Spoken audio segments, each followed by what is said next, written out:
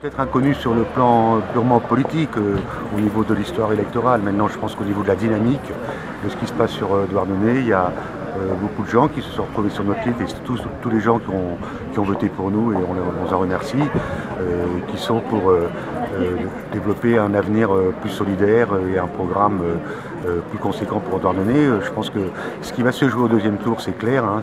C'est soit des propositions avec un programme pour développer la ville, pour plus de solidarité, pour des investissements et des choix de grands projets qui correspondent aux vrais besoins des habitants, soit reprendre une fois de plus pour 6 ans de ce qui s'est fait, ou plutôt de ce qui ne s'est pas fait depuis 6 ans.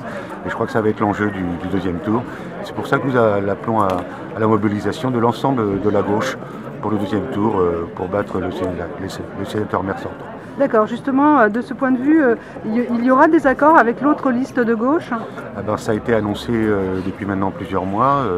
La liste du Parti Socialiste, des Verts et de l'UDB avait annoncé qu'elle proposait que la deuxième liste de gauche se retire sans discussion.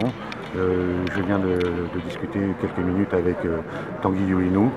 Et puis il maintient sa position, c'est-à-dire que je pense qu'ils vont se retirer, mais nous appelons bien sûr tous ces électeurs à nous soutenir et à engranger la dynamique de gauche pour le deuxième tour, pour faire barrage à la réélection du sénateur maire Philippe Paul.